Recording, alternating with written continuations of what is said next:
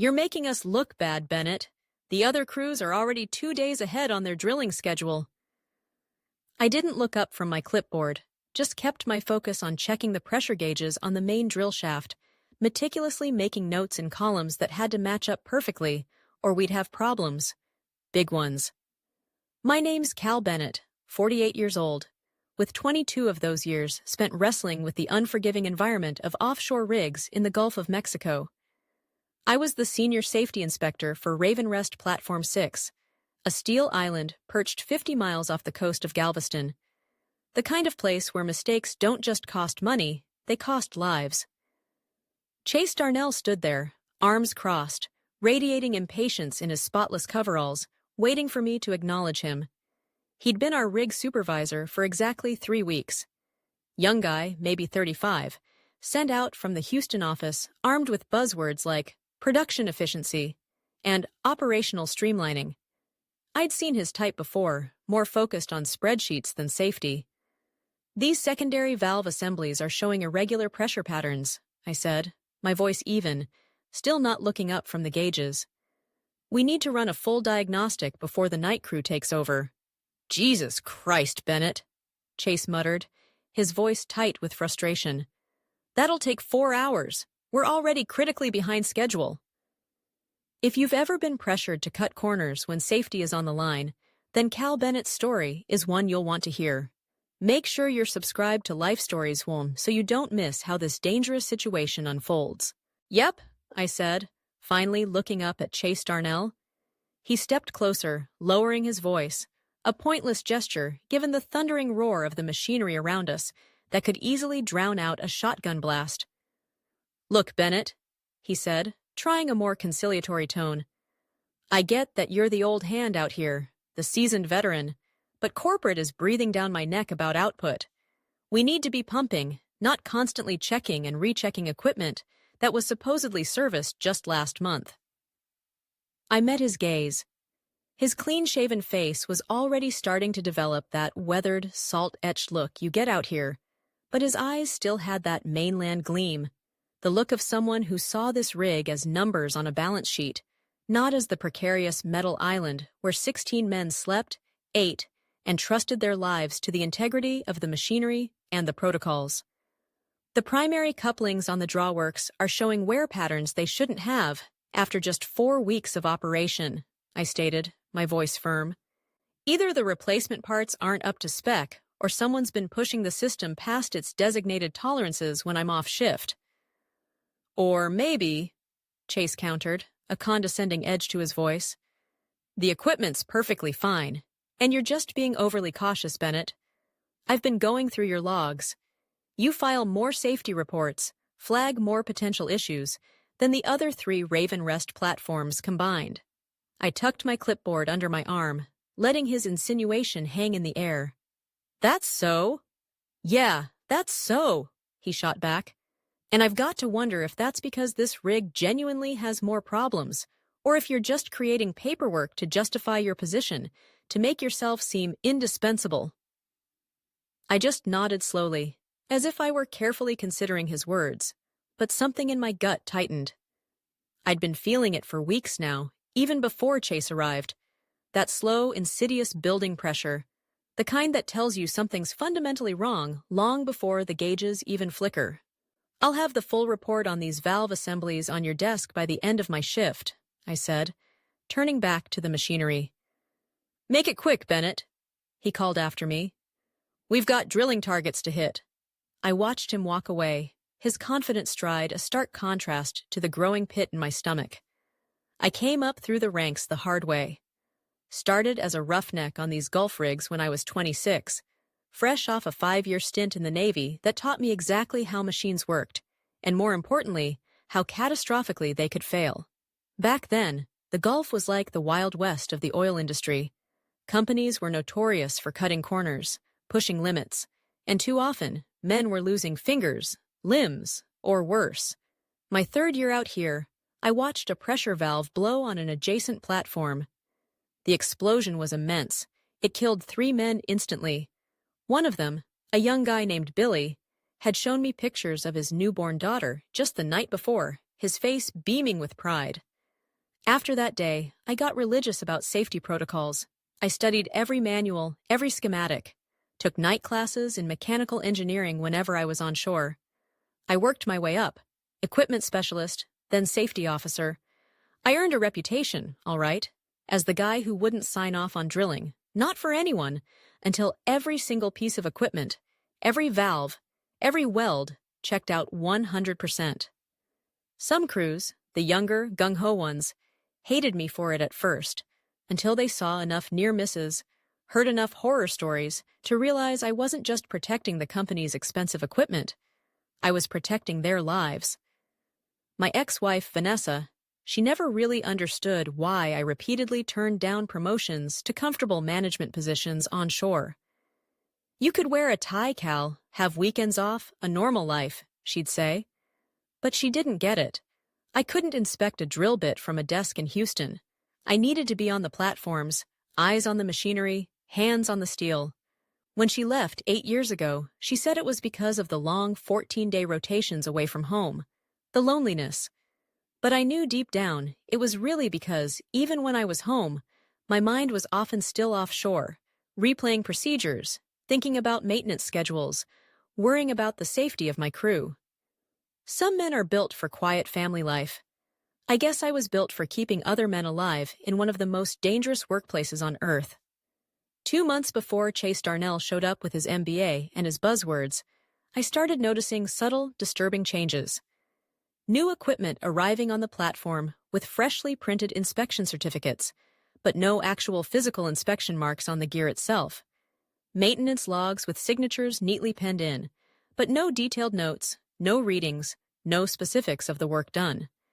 Supply orders getting altered after I'd submitted them. Cheaper, sometimes uncertified. Parts being substituted for the ones I'd specified. I brought it up with my old supervisor, Gary Hamilton, a good man who'd been on the rigs even longer than I had.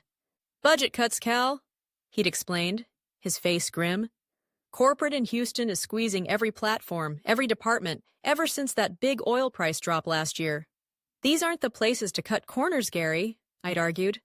"We're talking about core safety equipment here, blowout preventers, high-pressure valves." Gary just shook his head, his shoulders slumped. "I've pushed back, Cal, fought them on it. Got nowhere. They're bringing in some new blood," they said, "to optimize operations." That's the exact phrase they used. 2 weeks later, Gary Hamilton was gone. Offered early retirement, they called it. Forced out was more like it. The crew threw him a subdued goodbye party in the mess hall. Before he boarded the helicopter back to the mainland for the last time, he pulled me aside. "Watch yourself, Cal," he said quietly, his eyes serious. "They're not looking for people who will question their changes. They're looking for people who will sign off on them, no questions asked." I nodded. "I know, Gary." He gripped my shoulder, his calloused hands surprisingly strong. "Document everything, Cal. Every shortcut, every substitution, every ignored warning. Build a record. You might need it." I took his advice to heart, though I didn't yet realize just how critically important that meticulously kept record would become. The morning it all finally came to a head, I was running detailed checks on the blowout preventer, the BOP, that massive, critical set of valves designed to seal the wellbore instantly if we lost pressure control. It's the absolute last line of defense against a catastrophic failure, the kind of disaster that had killed 11 men and spilled millions of barrels of oil into the Gulf back in 2010, just 100 miles from where I was standing. My assistant, Jason Parker, a sharp young engineer I'd been mentoring, was helping me run the diagnostic sequence when I noticed it. The hydraulic fluid levels in the BOP's accumulator system were low, far too low, and the fluid that was there showed clear signs of particulate contamination. Tiny, almost invisible metal shavings suspended in the amber liquid. Shavings that absolutely shouldn't be there. Shavings that indicated dangerous internal wear on critical components. "This BOP unit was serviced recently, right, Jason?" I asked, keeping my voice carefully neutral, though I already knew the answer from the maintenance log I'd reviewed just that morning. "Yes, sir," Jason confirmed, his brow furrowed with concern as he peered at my readings. "Last week, actually, while you were on shore for your rotation. Mr. Darnell signed off on the service himself personally." I felt a cold, heavy weight settle in the pit of my stomach. A rig supervisor, especially one as new as Chase, personally signing off on highly technical mechanical work on a BOP? That was unusual, almost unheard of. It was a task normally handled and certified by specialized BAP technicians and cross-verified by the safety inspector on duty. "Go get me the replacement parts inventory sheet from that service, Jason," I said quietly. The list of components that were checked out from stores for this specific BOP maintenance. Jason returned 15 minutes later, looking even more worried, the inventory sheet clutched in his hand. One glance at the part numbers and manufacturer codes told me everything I needed to know. They'd used aftermarket parts, cheaper, unauthorized, uncertified components that didn't meet the original equipment manufacturer's stringent specifications. The kind of reckless corner cutting that would save Ravencrest Energy a few $1,000s in the short term, but could potentially cost millions, and more importantly, lives, if things went catastrophically wrong.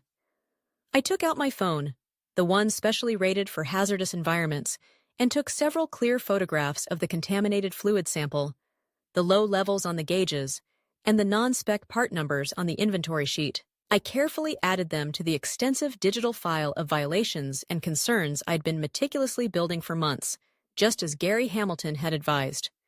Then, I picked up the rig intercom and called for an immediate, full testing shutdown of the BOP system and the associated drilling operations.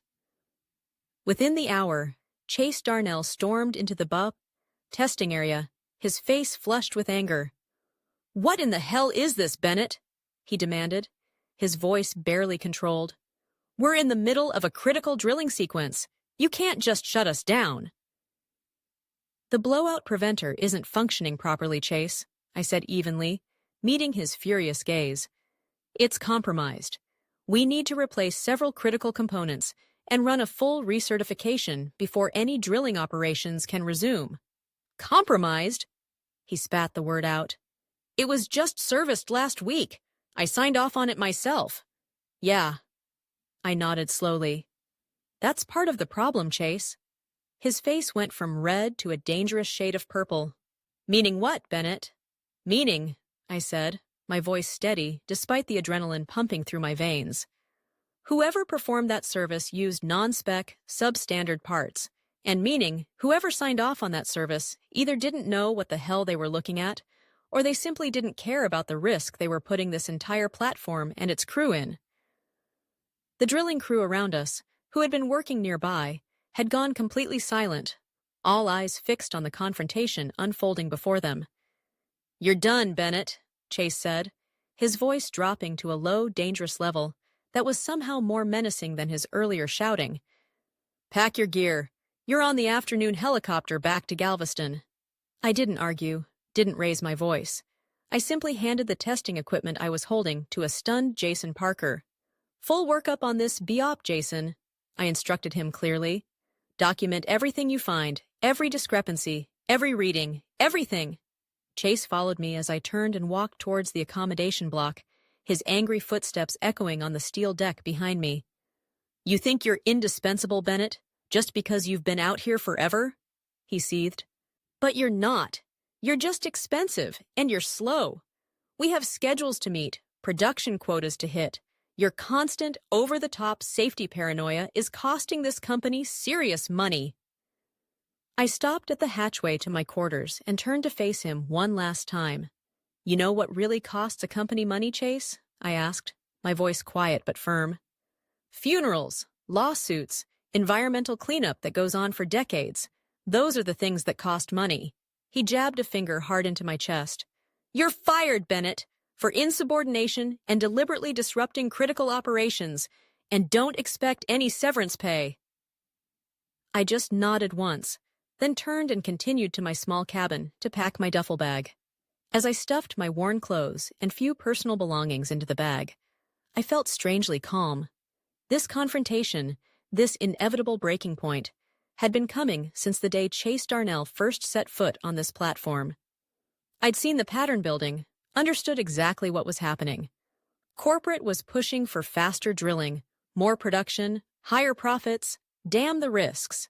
And Chase was their willing instrument, their hammer, tasked with breaking anything or anyone that got in the way, including essential safety protocols. But they'd all made a critical mistake. They thought I was just a stubborn, overcautious old-timer, an inconvenient obstacle standing in the way of their precious progress. They had absolutely no idea what I'd been diligently, meticulously doing for the past 8 months. The helicopter ride back to Galveston was as loud and jarring as it always is. The rhythmic whoomp, whoomp, whoomp of the rotor blades, a familiar soundtrack to my departures and arrivals. But for the first time in years, my mind wasn't filled with the usual cacophony of work thoughts. Pressure readings, maintenance schedules, crew rotations, safety checks. Instead, I was thinking about next steps, about the file I carried, about the fight that was just beginning. My small apartment felt empty, hollow when I got home. Dusty, too. I'd been on a 21-day extended rotation, covering for another safety inspector who'd broken his leg on shore. 3 weeks on the platform, pushing myself to the limit, and now, suddenly, there was nothing. No job to return to after my mandated 7 days off. I showered, the hot water washing away the grime, but not the tension. I ordered a pizza I barely tasted and opened my laptop. First, I meticulously backed up all the photos, scanned documents, and detailed notes I'd collected over the past 8 months to an encrypted external drive, and then to a secure cloud server. Evidence of every shortcut, every substituted part, every ignored warning. Then, I began to draft an email to the Human Resources Department at Ravencrest Energy's corporate headquarters in Houston. "This letter serves as a formal complaint," I typed, regarding deliberately unsafe working conditions and repeated willful safety violations observed on Ravencrest Platform 6. I have documented numerous instances where critical safety equipment has been improperly maintained or serviced with non-compliant parts, where established safety protocols have been systematically circumvented, and where legitimate safety concerns raised by experienced personnel have been summarily dismissed by rig management. I attached 20 pages of meticulously organized documentation, complete with dates, specific regulatory violations, and clear photographic evidence supporting each claim. Then, I hit send and, feeling a sliver of the immense weight on my shoulders begin to lift, I went to bed and slept for 10 solid hours. 3 days passed before I received a response. It wasn't from HR, as I might have expected. It was a crisp, formally worded email from a Mr. Lawrence Wilson, identified as Ravencrest Energy's Chief Legal Officer. The message was brief, professional, and clearly crafted to shut me down, to intimidate me into silence. "Mr. Bennett," it read, "we have received your complaint and have conducted a thorough internal review of the matters you raised. Our findings indicate that all operations on Ravencrest Platform 6 are being conducted well within acceptable safety parameters and in full compliance with all relevant regulations. Your termination from Ravencrest Energy was due to documented performance issues and your repeated actions creating unnecessary delays in production schedules. Please be advised that any further communication from you containing unfounded accusations against Ravencrest Energy or its personnel may result in legal action for defamation and other applicable torts. Regards, Lawrence Wilson, Chief Legal Officer, Ravencrest Energy." I read the email twice, then slowly closed my laptop. I wasn't entirely surprised, but some small, naive part of me had actually hoped the company might genuinely care about the potentially catastrophic safety issues I'd flagged. Stupid, really. These corporations weren't about safety. They were about profit. And anything that threatened that profit was to be neutralized. The next morning, I made 2 phone calls. The first was to Alex Reeves, a former colleague from my early days on the rigs, a sharp guy who now worked as a senior operations manager for Blue Water Offshore, one of Ravencrest's main competitors. We met for lunch at a quiet seafood place near the Galveston harbor. "Ravencrest has been cutting corners for months, Cal," Alex said, picking at his grilled fish, his expression serious. It's not just your platform, Platform 6. It's happening across their entire Gulf fleet. They're under immense pressure from shareholders after that string of dry wells they hit last quarter. Their stock is down 18%, and Houston is panicking. They're going to get someone killed, Alex, I said, my voice flat. Alex nodded grimly. Probably. But unless something catastrophic actually happens, they'll keep pushing the limits, squeezing every last drop of production out of those aging rigs. He leaned in, lowering his voice. Look, Cal, purely coincidental, but we might have a senior safety specialist position opening up at Blue Water next month.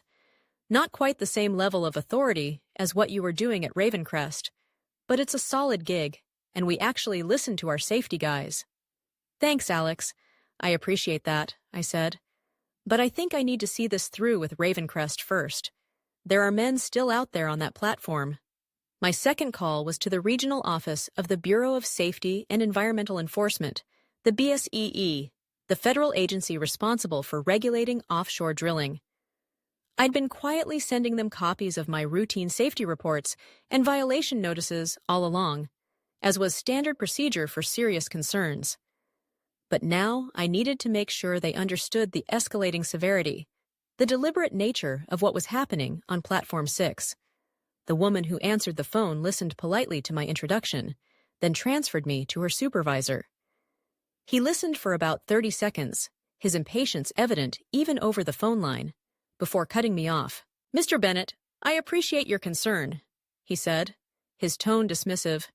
But the BSEE doesn't typically investigate platforms based on the complaints of recently terminated employees without substantial, corroborated evidence.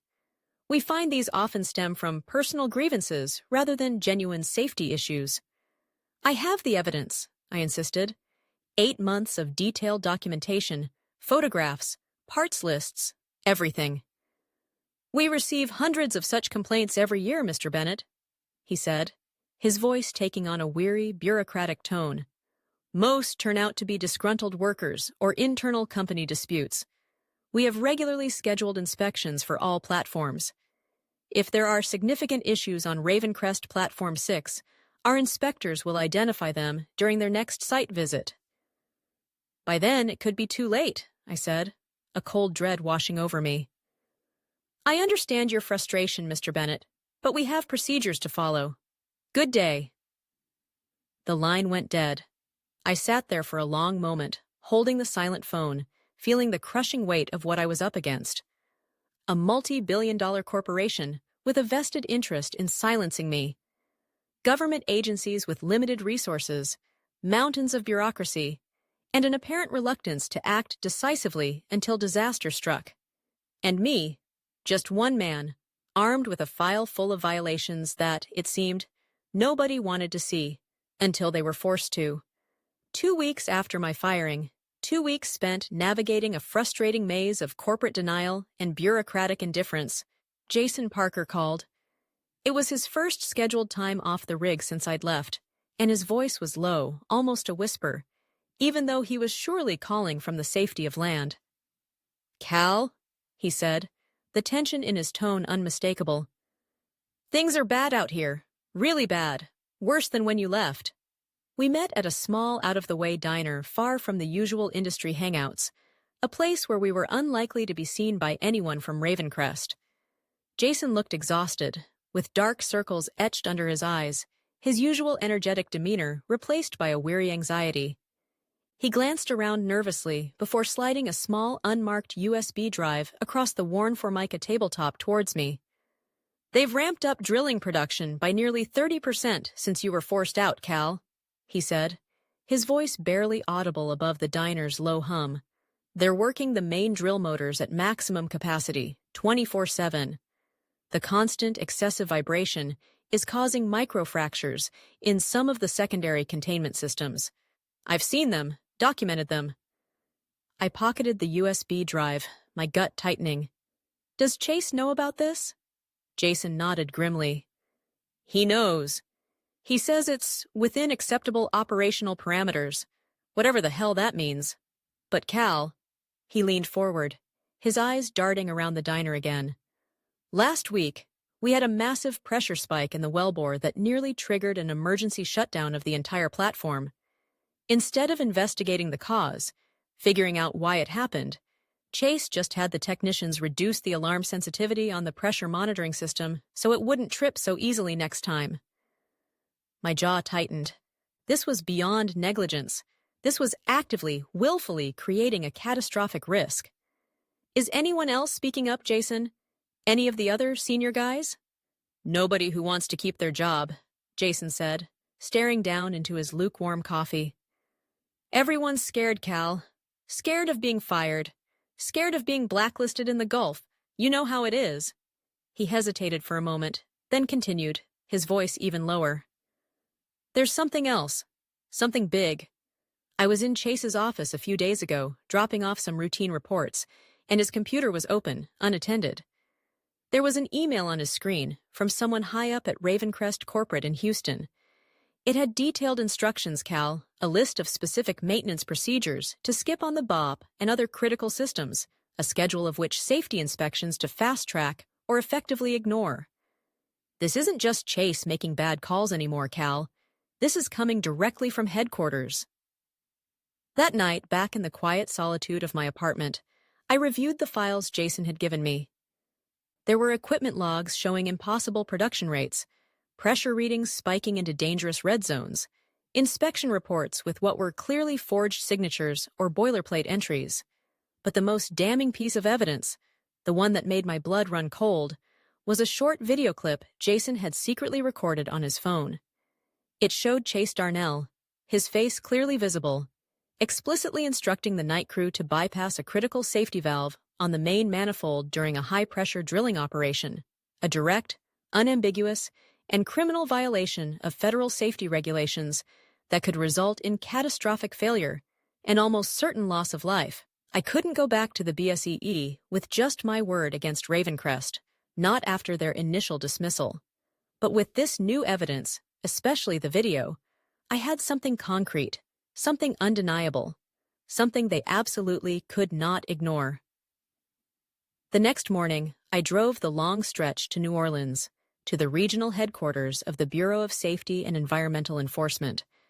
I'd called ahead and, after some persistence, managed to arrange a meeting with Diana Foster, a BSEE senior enforcement officer known for her thoroughness and tenacity. Unlike the dismissive supervisor I'd spoken to on the phone weeks earlier, Diana Foster examined every document I presented with meticulous care.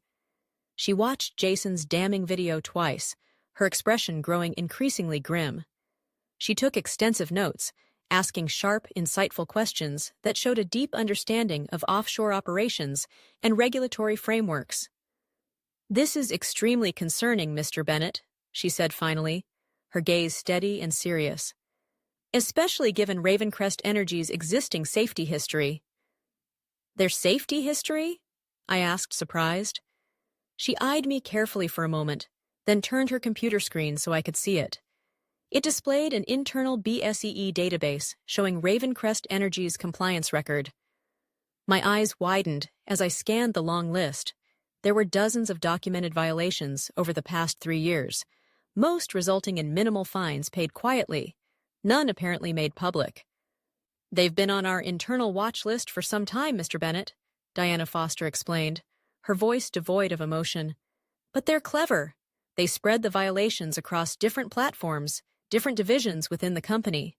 Never enough in one single place, at one single time, to trigger a full, comprehensive investigation." She scrolled down the list to Ravencrest Platform 6. Until now, perhaps.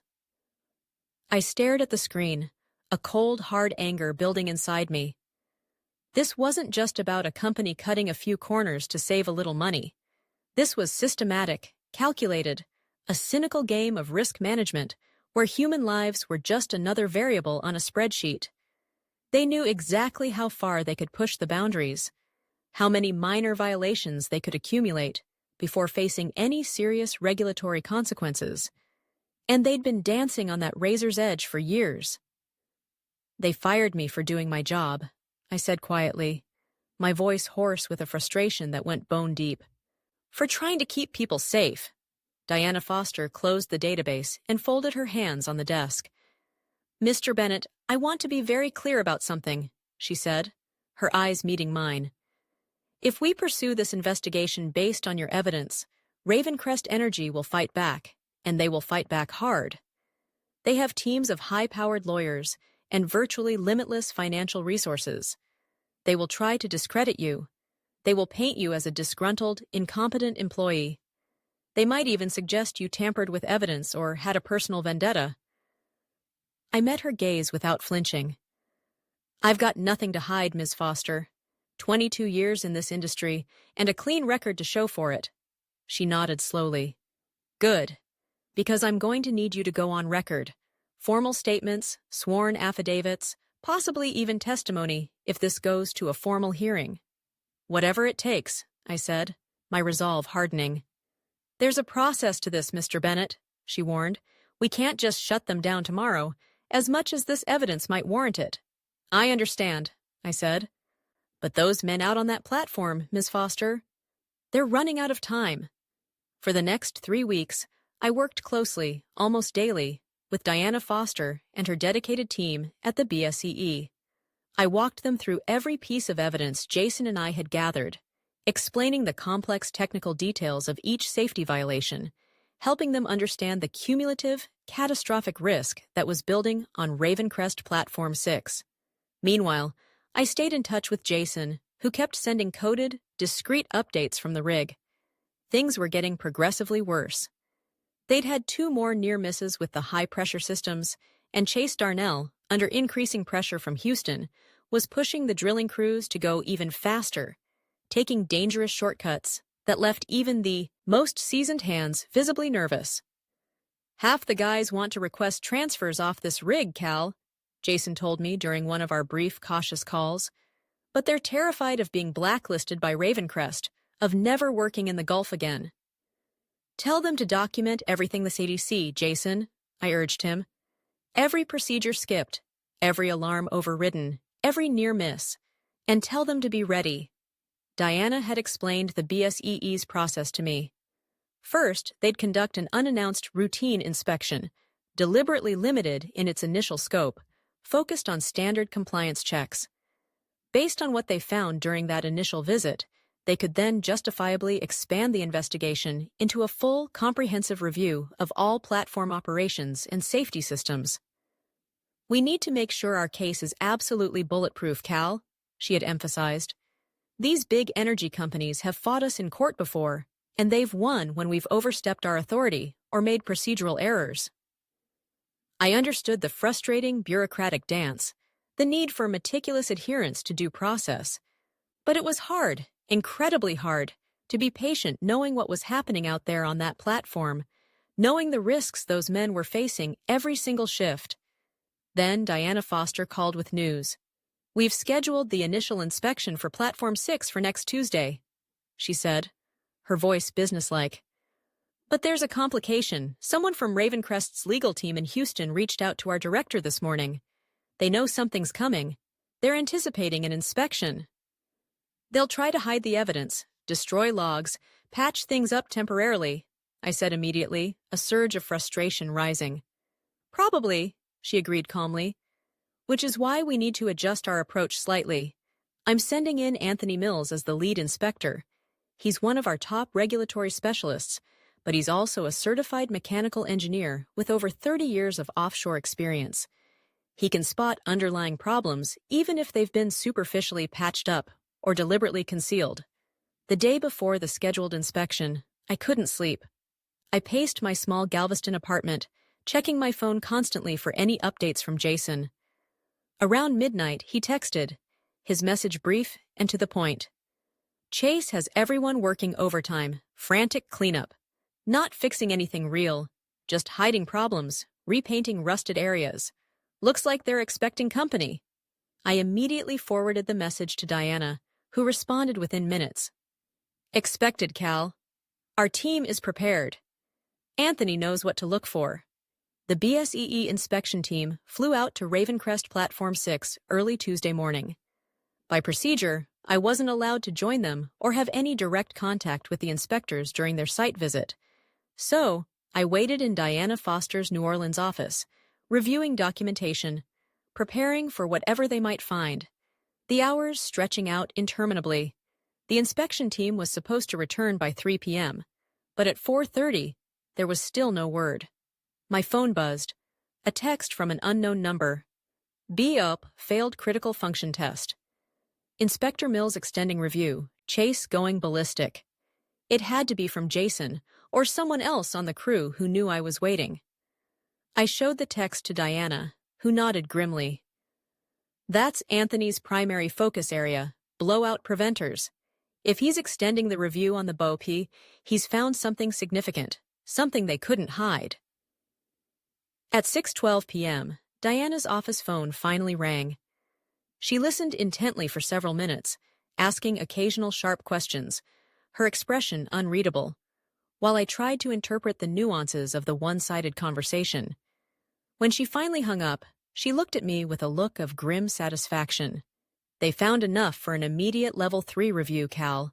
Multiple serious, willful violations, including the compromised BOP system you flagged from the start. Anthony said it would have failed catastrophically under genuine emergency conditions.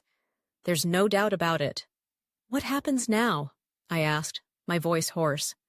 We're shutting down all drilling operations on Platform 6 as of tomorrow morning, she said decisively. Full regulatory intervention. Every system will be inspected from top to bottom. Every maintenance log will be reviewed. Every critical part will be tested by independent labs.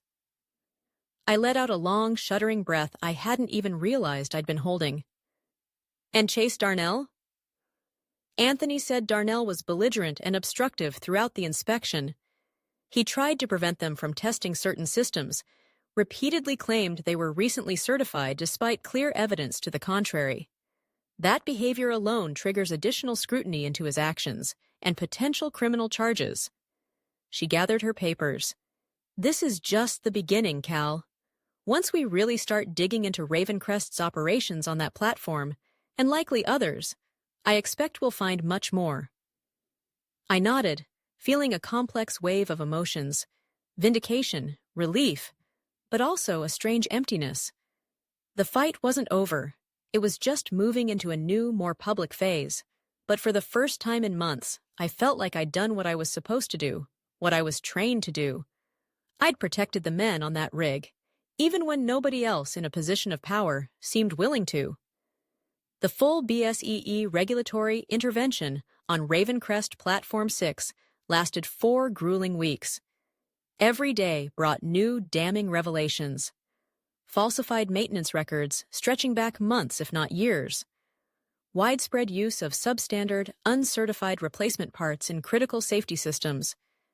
Deliberately disabled alarms and overridden safety interlocks.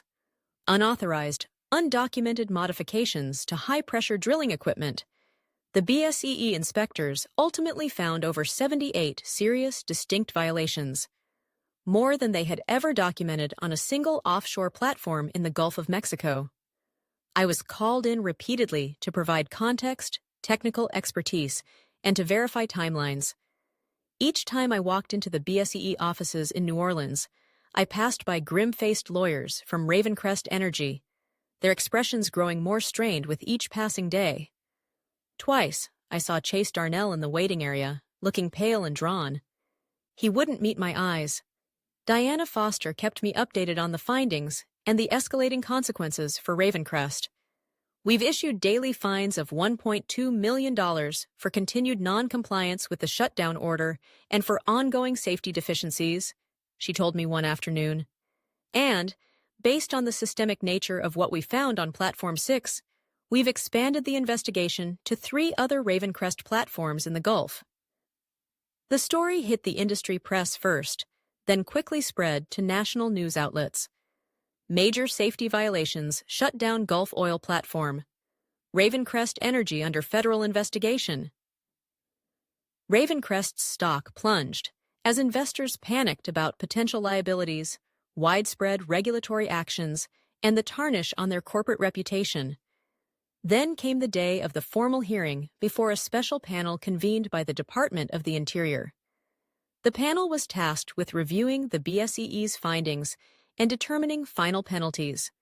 The hearing room was packed with government officials, somber industry representatives, and a throng of media.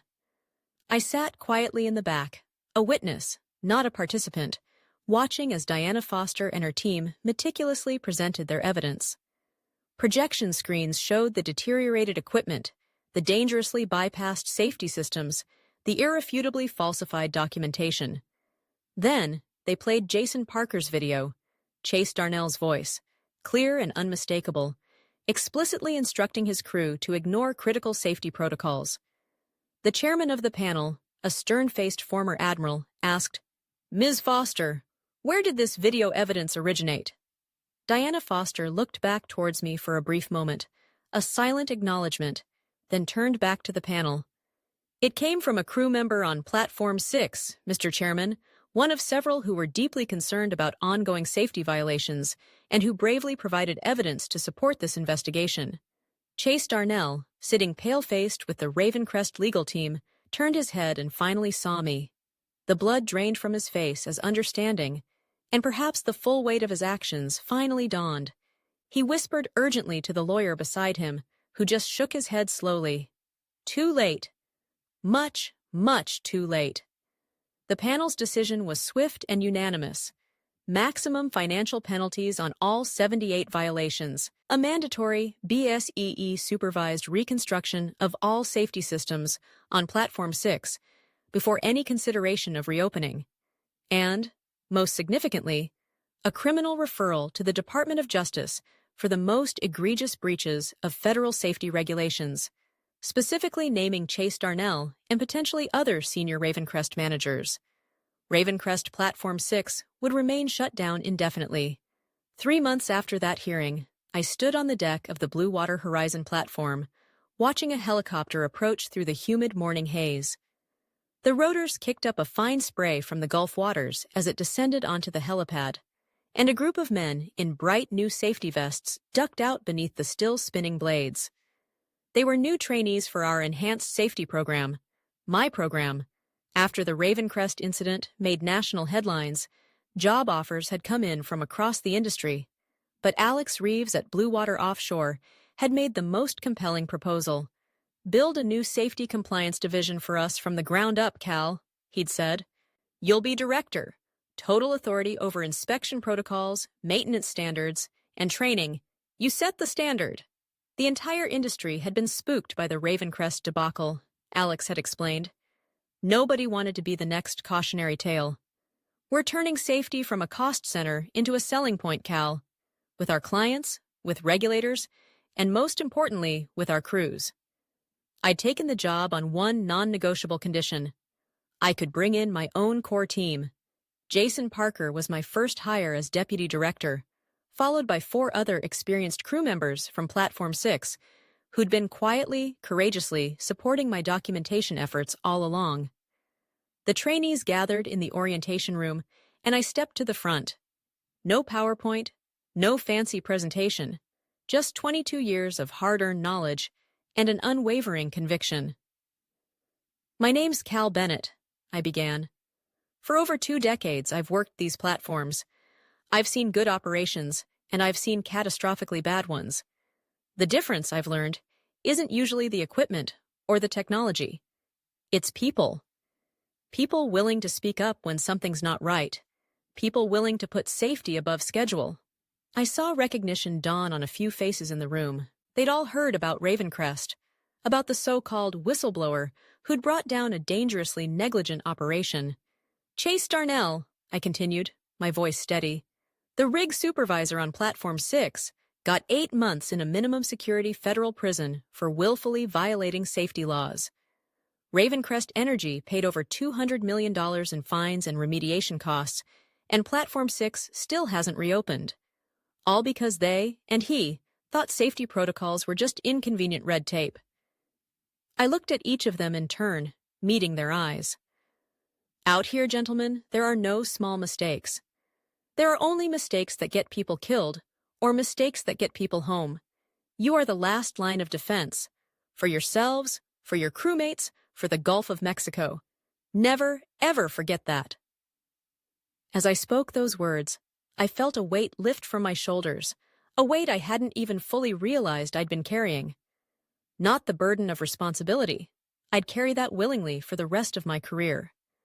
But the crushing weight of fighting that lonely battle against indifference and greed.